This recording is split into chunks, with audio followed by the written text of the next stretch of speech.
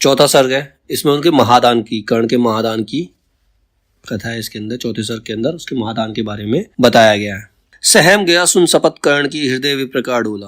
अब विप्र कौन है? भगवान इंद्र है।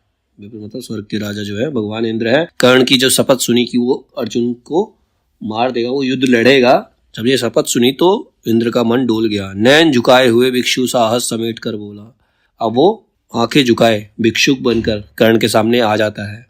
धन की लेकर भीख नहीं, मैं घर भरने आया हूँ, मुझे धन की भीख नहीं चाहिए, और नहीं नृप को अपना सेवक करने आया हूँ, मैं तुम्हें अपना सेवक भी नहीं बनाना चाहता। मतलब भगवान इंद्र कर्ण से बोल रहे हैं मुझे धन भी नहीं चाहिए और मैं तुम्हें अपना सेवक भी नहीं बनाना चाहता। यह कुछ मुझको नहीं चाहिए, देव धर्म को बल दें। अगर आप कुछ देना चाहते हैं, ये सब मुझे नहीं चाहिए। अगर कुछ देना ही चाहते हैं, देना हो तो मुझे कृपा कर कवच और कुंडल दें। उससे कर्ण का कवच और कुंडल मांग लेते हैं। कौन? भगवान इंद्र, क्योंकि अर्जुन जो था वो इंद्र का पुत्र, ठीक है। कवच और कुंडल, विद्युत छू गई कर्ण के तन को। अब जैसी आवाज ये बात सुनी तो एकदम से कर्ण को धक्का लगा, पर कुछ सोच रहस्य कहा उसने गंभीर कर मन को। लेकिन थोड़ी देर सोचा समझा और गंभीर होकर बोला, समझा तो यह और ना कोई आप स्वयं सुरपति हैं।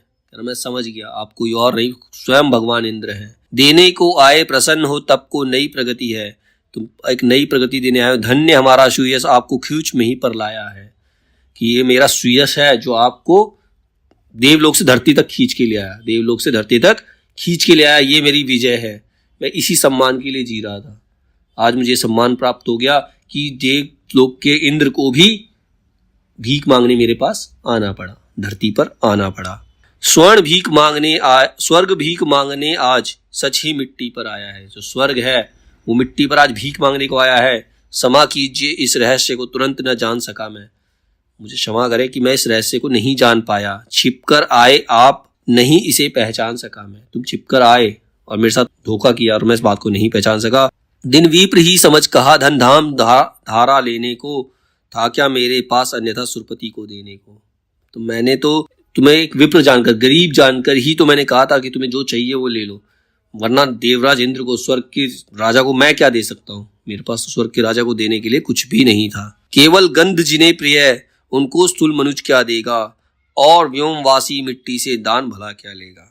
कह रहा कि जिन्हें गंध ही प्रिय है, सिर्फ स्वर्ग जो प्रिय है, उसको एक मनुष्य क्या दे सकता है, एक देवता को मनुष्य क्या दे सकता है। व्योमवासी मिट्टी से दान भला क्या लेगा, जो स्वर्ग का वासी है वो मिट्टी से क्या दान ले सकता है। फिर भी देवराज भिक्षुक बनकर यदि हाथ पसारे, जो भी हो पर इस योग को हम क्यों अशुभ विचारे।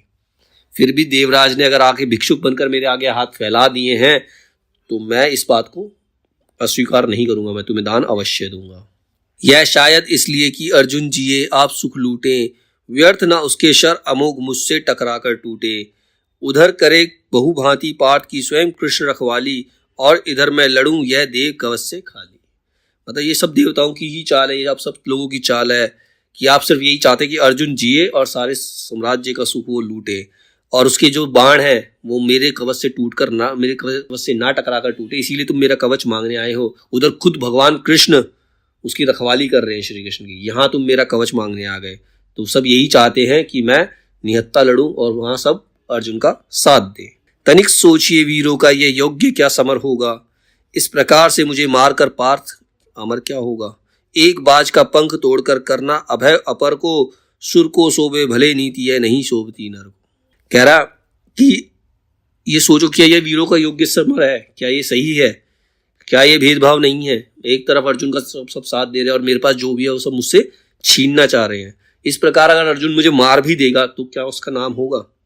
एक बाज का पंख तोड़कर अभय अपर को, अगर एक बाज का पंख तोड़ दिया जाए तो ये उस पर पंख तोड़कर उसके ऊपर विजय पाना, तो ये नर को शोभा नहीं देता।